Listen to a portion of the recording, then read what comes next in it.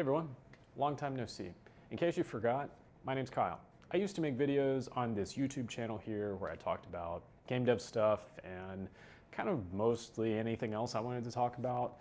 And I think it's about time I start making these again. So today we're going to talk about what I've been up to since the last time you heard from me, the last time you saw me. I've been pretty busy these past months since you've seen me. It's almost been 6 months or something like that. I think my last video was in February of 2025, so it's been quite a while. I'll give you a quick heads up that this isn't entirely about game dev. I still think there's something valuable in here for you if you are a game dev, so continue watching till the end and we'll see where this goes. The moral of this whole video though that I think you should get out of this is to show off your stuff, and keep that in mind as we go through the next couple things that I'm going to talk about that I've been up to since we last saw each other. If we look way back to when I made my last video, I was kind of lost. I didn't know what to do. I had stopped making games at that point. I decided I wasn't going to focus on games for a while. I started playing around with stuff. I started making all kinds of things. I went back and made some web apps. I played around with some Python stuff for some reason.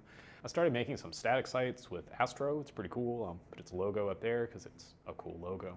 I found that I had a little difficulty keeping track of everything. And so the natural thing I said was like, okay, I'll make a daily planner app. I mean, why not? Let's add one to the million of daily planner apps, right?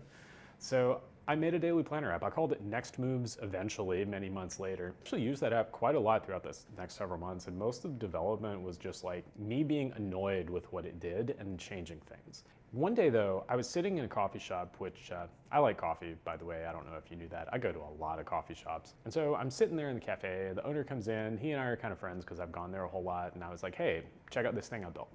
And I showed him the daily planner app. And his reaction within the first couple seconds was, can you make this for the cafe? And of course, when someone asks you that question, the answer is usually yes. Went home that night and I took what I had for my planner app and I turned it into a checklist app that he could use in the coffee shop to help the staff keep track of daily tasks and that kind of thing. So the next day I go back to the cafe, I show him the app I made, and he and I go through this iteration over the next, I'll say maybe month and a half, until finally there was something there that would actually solve the problem he had so that he could use it in the cafe. And they became my first customer. They've been using it every day for the past several months. Okay, at this point you're probably getting tired of me talking about doing SaaS stuff. What does that have to do with game dev? Well, I really think it has a lot to do with game dev.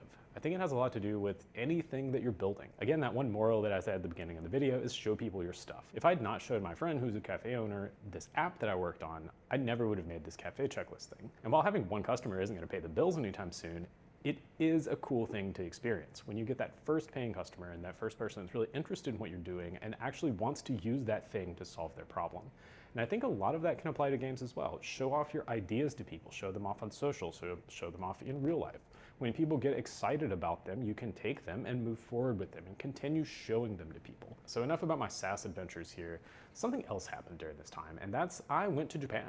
I was there for about 3 months, did a lot of really cool stuff. I saw all kinds of things. I was mostly based out of Osaka. While I was in Osaka, I met up with my friend and fellow YouTuber Marnix from Bite Me Games, and that really started me thinking about games again. So Marnix and I hung out, we talked about games, we talked about random other things, and so I thought, okay, sure, why not? Let's give it a shot. I don't know what else I'm doing right now. Since I'd been back to making SaaS stuff at that point, I was like, okay, I'll try making some tools for game devs. And the first thing I tried was just a fun little quiz. It was a fun little quiz. I spent a week making it while I was in Osaka, and I actually was motivated through my own quiz to go make a game again, and that's where Study Time Anomaly came from. I'll link that game dev quiz app down the bottom. If any of you guys want to take it, maybe you'll think it's motivating too, or at least get a laugh out of it. After Japan, I came to Thailand, and I've been staying in Bangkok working on Study Time Anomaly, and I'm planning to get back into making more of these videos. I really got into 3D art more when I was here. I've been playing around with Blender a lot more, and I've been doing a lot of game dev, and it's been super fun.